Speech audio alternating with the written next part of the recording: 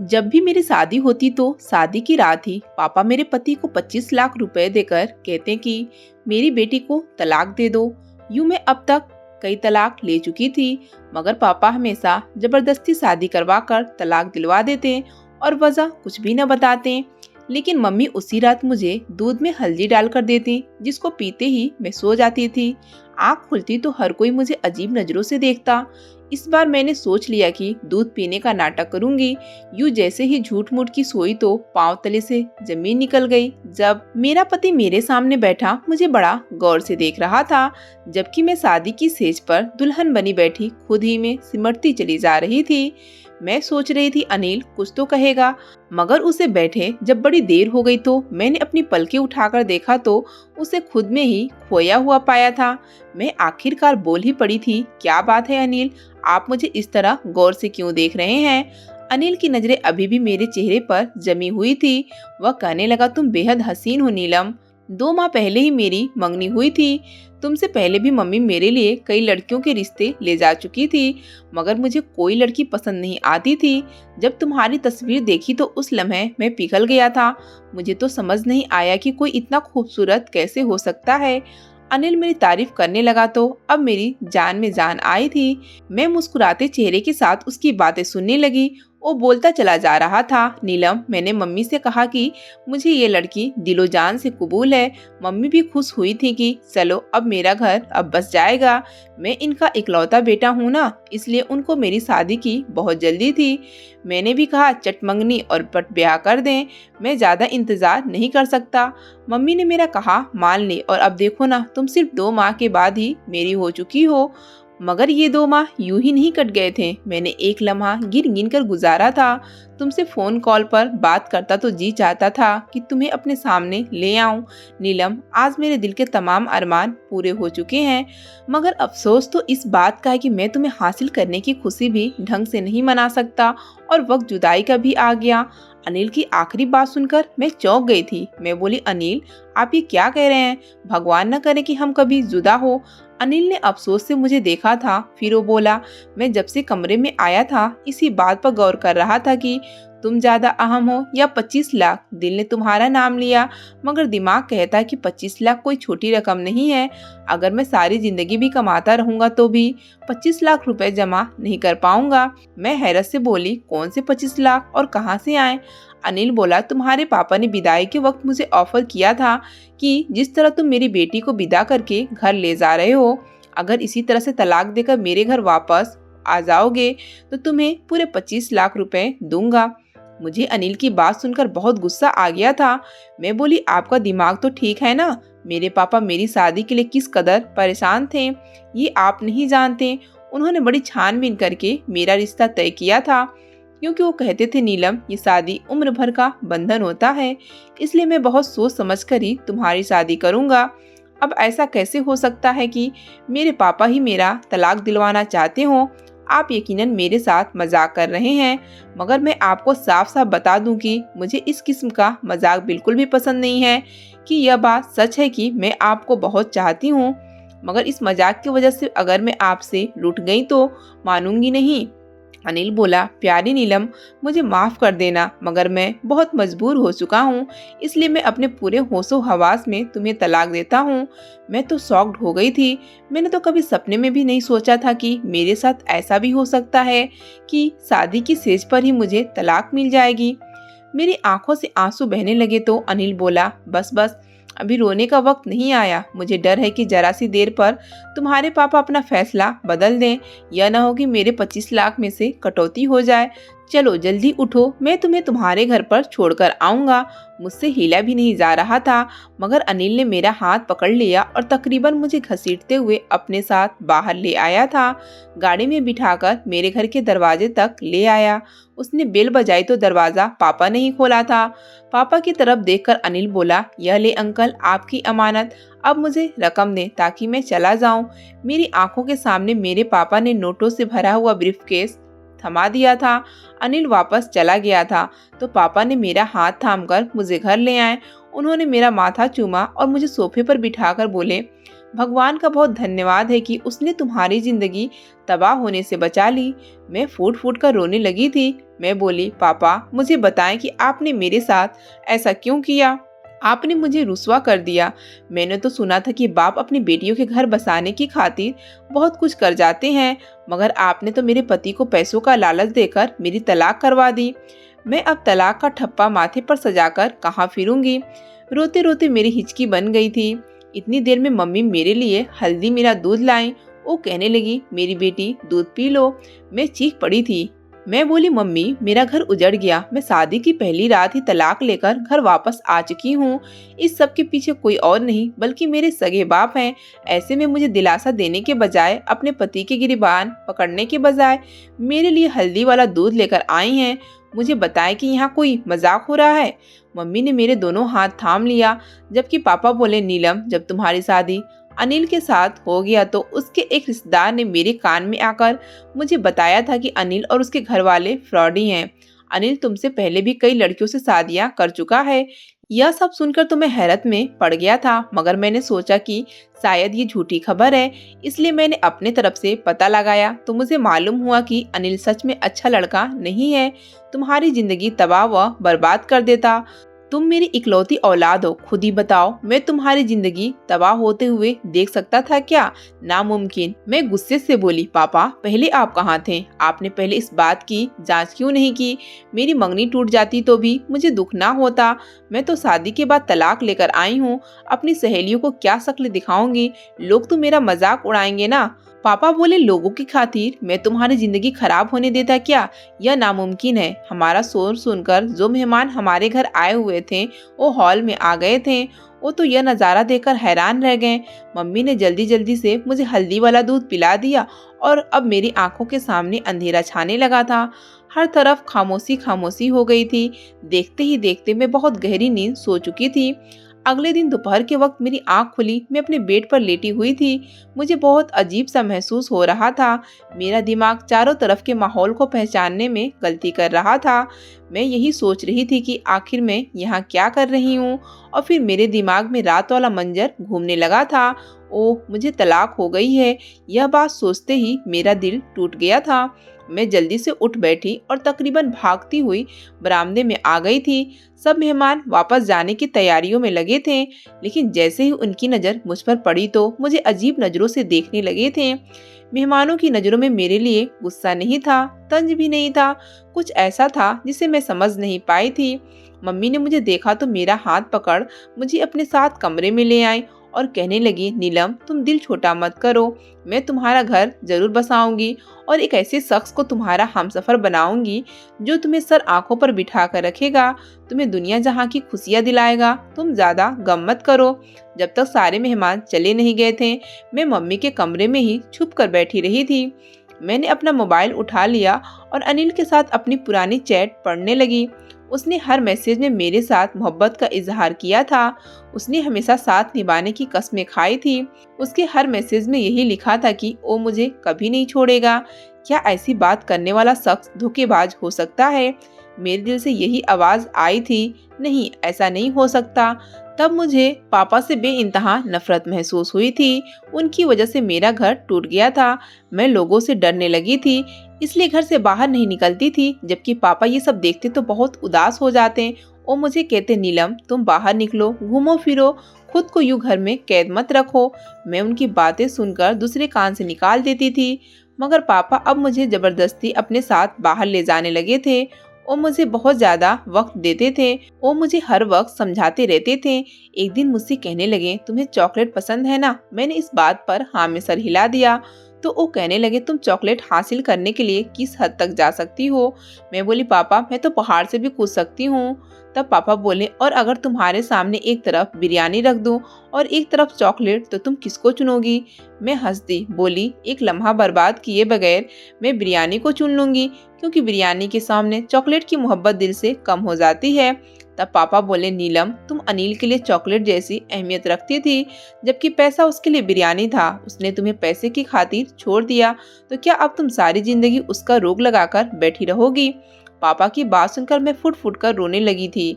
वो सच ही कह रहे थे। अनिल ने मुझे अगर छोड़ा था, इसमें न ही पापा का कसूर था और न ही पैसों का, बल्कि असल कसूर तो अनिल की खुद की नीयत का था। उस दिन मैं इतना रोई थी कि दिल से अनिल का ख्याल हमेशा हमेशा के लिए निकल गया था। अब पापा मुझे नए रिश्ते के लिए तैयार कर रहे थे। उन्होंने मुझे एक लड़के की तस्वीर दिखाई तो मैंने हाँ कर दी थी। पापा ने लड़के वालों को घर बुला लिया था और मेरी और रवि की मुलाकात करवा दी। रवि एक अच्छा लड़का था। वो कहने लगा, मुझे पता है कि आपकी पहली शादी नाकाम हो चुकी है। मैं जानता हूँ कि लड़कियों के लिए शादी का टूट जाना बहुत बड़ा सदमा होता है। मैं आपको इस गम और सदमे से निकलने की पूरी पूरी कोशिश करूँगा और आपको बेइंतहा मोहब्बत दूंगा। मैं रवि की बात सुनकर बहुत उम्मीद से हो गई थी। मैंने पापा से कह दिया था कि मैं रवि के साथ शादी करने के लिए राजी हूँ, पर इस दफा मैं मंगनी नहीं करना चाहती थी। 2 हफ्ते बाद ही वो दिन भी आ गया जब मेरी रवि की शादी हो चुकी थी। मैं खुश थी, मगर इस बार शादी की रात को लेकर दिल में बहुत से सवाल उठ रहे थे। कहते हैं ना कि दूध का जला हुआ छाछ भी फूक फूक कर पीता है। मैं रवि के कमरे में बैठी थी। वो बहुत खुश था। मेरे पास आया, मेरा घूंघट उठाया और मेरे हाथ में सोने की अंगूठी पहनाकर बोला, नीलम, मैं तुम्हें उम्र भर खुश रखने की कोशिश करूंगा। मैं मुस्कुराकर बोली, क्या मुझे आपके वादे पर यकीन कर लेना चाहिए? रवि ने हाँ में सर हिला दिया और बोला, जान की बाजी लगा दूंगा, मगर अपने वादे से पीछे नहीं हटूंगा।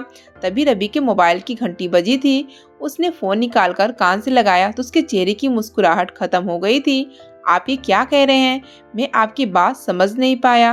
फोन करने वाला शख्स जब जवाब देने लगा तो रवि बोला, मैं आपकी बात पर कैसे यकीन कर लूं?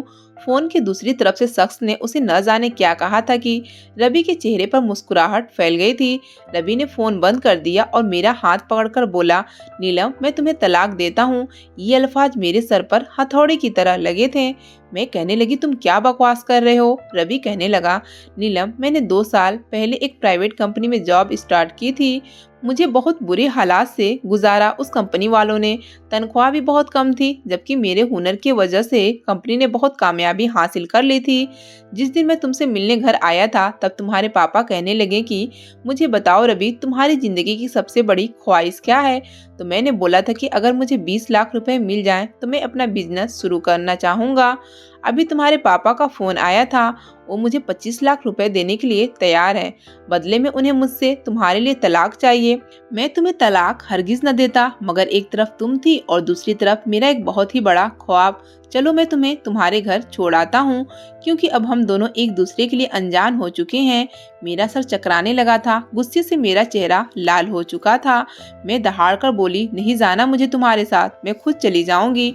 रवि मुस्कुराकर बोला, यार, मेरी मजबूरी है कि तुम्हारे पापा ने मुझसे कहा है कि अगर तुम मेरी बेटी को छोड़ने आए तभी तुम्हें पैसे दूंगा। इसलिए अगर मुझे तुम्हारे साथ जबरदस्ती भी करना पड़ा तो मैं उससे पीछे नहीं हटूंगा। मैंने सर हिला दिया था। मैं कुछ कहे बिना ही रवि के साथ चल पड़ी थी। जो मुझे पैसों की खातिर तलाक दे सकता था, फिर वो कुछ भी कर सकता था। घर के दरवाजे पर रवि ने ही बेल बजाई थी, जबकि पापा मुझे देखकर बोले, आ गई मेरी बेटी? वो ऐसे अंदाज में पूछ रहे थे जैसे मैं किसी ट्रिप से वापस आई हूँ। मैं कुछ नहीं बोली। पापा बाहर निकलकर रवि से बातचीत करने लगे थे, जबकि मेरी मम्मी मेरे लिए हल्दी वाला दूध ले आई थी। मैं चीखने लगी थी। मम्मी पापा ने दूसरी बार भी मेरा घर उजाड़ दिया। तभी मुझे पीछे से आवाज सुनाई दी थी। पापा कहने लगे, मैंने तुम्हें बचाने के लिए ये सब किया है। रवि एक अच्छा लड़का नहीं था, वो तुम्हें खुश नहीं रख पाता। मैं गुस्से से बोली, पापा, मुझे हैरत होती है कि आपने करोड़ों का बिजनेस अकेले कैसे संभाला हुआ है, जबकि आपको तो इतना भी नहीं पता कि शख्स अच्छा है या धोखेबाज। आपको तो लोगों की परख ही नहीं है। आप एक फेल इंसान हैं। मेरे दहाड़ से मम्मी दहल रही थी। मम्मी कहने लगी, बेटा, ये दूध पी लो, तुम्हें सुकून मिल जाएगा। मैंने नहीं में सर हिला दिया था, मगर मम्मी ने जबरदस्ती ही मुझे दूध दे दिया। दूध पीते ही मुझे सुकून मिल गया था। मुझे नींद आ गई। अगले दिन मैं बहुत देर से उठी थी। दिन चढ़ आया था। मैं सोकर उठी तो मेरे घर के नौकरानी मुझे बड़ी हैरत से देख रही थी। मुझे समझ नहीं आ रहा था कि ये सब हो क्या रहा है। मैंने खुद को कमरे तक सीमित कर लिया था। मैं किसी से मिलती जुलती नहीं थी। पापा एक दिन मेरे पास आए और कहने लगे, कितने दिनों से मैं तुम्हारा इंतजार कर रहा हूँ कि तुम बाहर आओगी, हमारे साथ मिलोगी जुलोगी, बातें करोगी, मगर तुमने तो हमसे दूरी बना ली है। मैं बोली, पापा, मुझे बताएं कि आपने मेरे साथ इतना बुरा क्यों किया? आपने मेरी तलाक क्यों करवाई? पापा कहने लगे, बेटा कभी कभार अपने औलाद की बेहतरी के लिए इंसान को कड़वा घूंट पीना पड़ जाता है, वरना दुनिया में कौन सा बाप होगा जो ये चाहेगा कि उसकी औलाद को मुश्किल हालात का सामना करना पड़े। मेरा बस चले तो तुम्हारे पाँव भी अपनी हथेली पर रख लूं, मगर ये दुनिया है बेटा, यहाँ औलाद और माल इंसान की आजमाइश के लिए ही उतारे गए हैं। मैंने जो कुछ भी किया बड़ी तकलीफ में किया, मैं हरगिज ऐसा नहीं करना चाहता था। मैंने सर हिला दी और बोली, पापा यह आखिरी बार था, मैं अब आपको अपने एहसास और जज्बात के साथ खेलने की इजाज़त नहीं दूंगी। पापा बोले, हाँ बिल्कुल वैसा ही होगा जैसा तुम कहोगी। उस दिन के बाद मैं मम्मी पापा के साथ बैठने लगी थी, मगर दिल में बहुत से सवाल थे कि पापा मुझे तलाक क्यों दिलवा देते थे। क्या मेरे दोनों पति बुरे थे? और अगर बुरे थे तो पापा को पहले पता क्यों न होता था? शादी की रात कोई देवी उतर आती है क्या, तुम्हारी बेटी का पति अच्छा नहीं है और उसे तलाक दिलवा दो? चलो यह भी मान लिया कि पापा को पता चल जाता था, फिर वो 25 लाख की रकम देकर ही मुझे तलाक क्यों दिलवाते थे? मैं भी इन्हीं सवालों के जवाब ढूंढ नहीं पाई थी कि पापा ने मुझसे कह दिया कि वो मेरी तीसरी शादी करना चाहते हैं। मैं तो पापा की बात सुनकर ही आपे से बाहर हो गई थी। मैं बोली, नहीं अब बस हो गई, मैं आपको अपनी जिंदगी के साथ खिलवाड़ करने की इजाजत नहीं दूंगी। पापा बोले, बेटा अब की बार मैंने तुम्हारे लिए बहुत अच्छा रिश्ता ढूंढा है। मैं बोली, पापा अब मेरे लिए लड़का आसमान से भी उतर कर आ जाए तो भी मैं तीसरी बार शादी नहीं करूंगी। पापा ने मेरे सामने हाथ जोड़ दी और फुट फुट कर रोने लगे थे और बोले, मैं जब तुम्हें और गम में देखता हूँ तो मेरा दिल फट जाता है। मेरी बेटी मुझे माफ कर दो, मैं अगर तुम्हें यूं ही उदास देखता रहा तो अपनी जान अपने हाथों से ले लूंगा। मैं पापा की बात सुनकर घबरा गई थी, वो इस हद तक भी जा सकते थे। मैं बोली, पापा आप मुझे मजबूर मत करें। पापा के आंसू थमते ही नहीं थे, इसलिए मैंने उनकी बात मान ली थी। मैं तीसरी शादी के लिए भी तैयार हो चुकी थी, मगर इस बार मैं बिल्कुल भी खुश नहीं थी। बस एक मजबूरी थी जो मुझे निभाना पड़ रही थी। मेरी तीसरी शादी की रात भी मेरे दूसरी शादियों की तरह ही गुजरी थी। मेरे पति ने भी मेरे बाप के कहने पर मुझे तलाक दे दी थी। मैं गुस्से से पागल हो गई थी। मुझे समझ नहीं आता था कि क्या करूं और क्या ना करूं। दिल चाहता था कि पूरी दुनिया को आग लगा दूं और शुरुआत अपने बाप के घर से करूं। मेरा तीसरा पति भी मुझे मेरे बाप के घर छोड़कर चला गया था और अब मुझे अपने बाप से नफरत हो गई थी। पापा ये सब कर रहे थे तो मम्मी क्यों नहीं रोकती थी? वो तो मेरे लिए हल्दी वाला दूध लेकर हाजिर हो जाया करती थी। 1 महीना ही सुकून से गुजरा होगा कि पापा का फिर से शादी का चाव हो गया। वह कहने लगे, मेरी प्यारी बेटी मैं तुम्हारा घर बसाना चाहता हूँ। मैं गुस्से से बोली, मैं आपके मुंह से दोबारा अल्फाज नहीं सुन सकती। तो पापा कहने लगे, ठीक है, अगर मेरी बेटी का घर नहीं बस सकता तो मेरा घर भी क्यों बसे? मैं तुम्हारी माँ को तलाक देकर खुद को सजा दूंगा। मैं पापा की तरफ बड़ी हैरत से देखती रही थी। क्या उनकी मोहब्बत थी मेरे लिए या फिर वो मुझे ब्लैकमेल कर रहे थे? मगर क्यों, ये क्यों मेरे दिमाग पर सवार हो गया था? इसका जवाब तो मुझे चाहिए ही चाहिए था। इसलिए मैं बोली, ठीक है पापा, मैं शादी करने को तैयार हूँ। पापा ने मेरे लिए रिश्ता तो पहले से ढूंढ रखा था, बस मेरी तरफ से इजाजत मिलने की देर थी। मेरी शादी कर दी गई। मैंने लड़की की सिर्फ तस्वीर देखी थी। पापा कह रहे थे कि शादी से पहले एक बार मिल लो, मगर मैंने इनकार कर दिया था क्योंकि मैं जानती थी कि इस शादी का भी अंजाम तलाक पर ही होना था। तय की गई दिन पर मेरी शादी हो गई। मैं अपने चौथे पति की सेज पर बैठी थी। रंजीत मेरे पास आया और कहने लगा, नीलम मैं नहीं पूछूंगा कि तुम्हारी 3 तलाकें क्यों हुई है, मैंने तुम्हें दिलो जान से कबूल कर लिया है। मैं मुस्कुराकर बोली, तुम फिक्र मत करो, तुम्हें थोड़ी देर में पता हो जाएगा कि मुझे 3 बार तलाक क्यों हुई थी। वो हैरत से मुझे देखता रहा और फिर हमारे कमरे के दरवाजे पर दस्तक हुई थी तो रंजीत ने ही उठकर दरवाजा खोला था। वो बाहर निकल गया था, जबकि मैं धड़कते दिल पर काबू पाकर उसका इंतजार कर रही थी। न जाने अब क्या होगा। तब रंजीत कमरे में आया और कहने लगा, नीलम तुम्हारे पापा ने एक आदमी को भेजा था। वो कह रहे थे कि अगर मैं तुम्हें तलाक दे दूं तो वो मुझे 25 लाख रुपए दे देंगे, मगर मैं अपनी बीवी को अपनी इज्जत को केवल पैसों के लालच में तलाक नहीं दे सकता। यह बात मेरी गैरत के खिलाफ है। मैं बड़ी हैरत से अपने पति को देख रही थी कि क्या मर्द ऐसे भी होते हैं जो अपने बात पर जमे रहें, जिनको पैसों का लालच तोड़ ना सके। मैं रंजीत को आजमाने की खातिर बोली, रंजीत मेरी पहले भी तलाकें इसी वजह से हुई है। मेरे पति मुझे पैसों के खातिर छोड़ जाया करते थे। आप क्यों इतनी अच्छी डील अपने हाथ से गवा रहे हैं? वो मुस्कुराकर बोला, जिंदगी में पैसा ही सब कुछ नहीं होता, पैसा तो हाथों का मैल होता है। मेरी दौलत तो मेरी बीवी है, न कि पैसा। मुझे लगा था कि मेरा दिल खुशी से भर जाएगा। खैर मैं बोली, रंजीत एक बात कहूँ? उसने सर हाँ में हिला दिया। तो मैं बोली, मैं इस चीज से बेखबर हूँ कि मेरे पापा ने मेरे साथ ये सब क्यों किया, इसलिए मैं हकीकत मालूम करना चाहती हूँ। इसलिए आप मेरे साथ चलें तो यह जाहिर करें कि आप मुझे तलाक दे चुके हैं, तो सब कुछ पता चल जाएगा। रंजीत ने मेरी बात मान ली। रंजीत और मैं पापा के घर चले गए। पापा रंजीत से बात करने लगे, जबकि मैं घर आकर रोने लगी थी। मम्मी ने मुझे हल्दी वाला दूध लाकर दिया तो मैंने उनसे नजर बचाकर दूध गिरा दिया था और खुद सोने का नाटक करने लगी थी। अभी 10 मिनट ही गुजरे थे कि हमारे घर में बहुत से लोग आने लगे। पहले तो एक नर्स आई थी, उसने मेरा चेकअप किया तो कहने लगी, इसको फिर से पागलपन का दौरा पड़ा है। ये लड़की मर्द को अपने इर्द गिर्द बर्दाश्त नहीं कर सकती, तो आप इसकी शादी करते ही क्यों हैं? यह अपने आप को नुकसान पहुंचा लेगी, तब आपको सुकून हो जाएगा। फिर एक वकील आया। पापा ने नर्स की कही बातें वकील को बता दी। फिर रंजीत को भी वहीं पर बुलाया गया था। वह कहने लगा, वकील साहब, मैं जैसे ही कमरे में पहुंचा, मेरी बीवी ने मुझ पर हमला कर दिया और मुझे मारने पीटने लगी। फिर बोली कि तलाक दे दो, नहीं तो अपनी जान ले लूंगी। इसलिए मैंने इसे तलाक दे दी। मुझे नीलम के पापा ने कहने को कहा था, मगर मैंने ऐसा नहीं किया। मेरी बीवी बिल्कुल ठीक ठाक है। मैं भी उठकर बैठ चुकी थी और वकील साहब से बोली, यह सब मेरे खिलाफ साजिश है। मेरे बाप ने 3 बार मुझे तलाक दिलवाई है। वकील ने सर हिला दिया और बोला, मिस नीलम, आपके सगे बाप ने मरने से पहले अपनी सारी जायदाद आपके नाम कर दी थी, मगर उनकी वसीयत में शर्त लिखी थी कि जब तक आपका घर बस नहीं जाता, यह जायदाद आपके नाम पर नहीं हो सकती। आपका सौतेला बाप शायद इसलिए खेल खेल रहा होगा। वह हर बार आपको तलाक दिलवाकर मुझे बुला लेता था और कहता था कि मेरी बेटी घर बसाने के काबिल नहीं है, इसके साथ ज़हनी मसला है, और फिर ऐसा ही बयान आपका पति भी दे जाता था। मैं हक्का बक्का रह गई थी। क्या सच में ये इंसान जिसको मैंने सारी जिंदगी बाप की तरह चाहा, वो तो मेरा बाप था ही नहीं? मैं बोली, मम्मी, अगर ये शख्स मेरा सगा बाप नहीं था तो क्या हुआ? आप तो मेरी सगी माँ थी ना, फिर आपने ये सब क्यों किया? रंजीत कहने लगा, मैं बताता हूँ। तुम्हारी मम्मी ने तुम्हारे पिता के साथ रहते हुए इस शख्स के साथ मोहब्बत कर ली थी और फिर इसके साथ घर से भागकर शादी कर ली थी। तुम्हारे सगे पापा सदमे में चल बसे थे, इसलिए उन्होंने ऐसी वसीयत की थी। तुम्हारी मम्मी की आंखों से शायद अब तक इस शख्स की मोहब्बत की पट्टी नहीं उतरी, जो यह तुम्हारे साथ ये सब करने से बाज नहीं आई।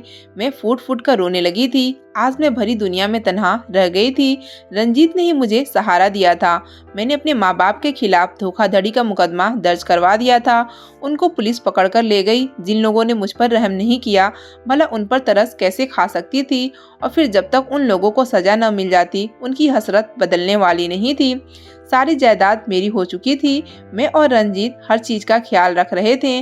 सच यह है कि पैसा बहुत बुरी आजमाइश है। यह अपने सगे लोगों का भी खून सफेद कर देती है।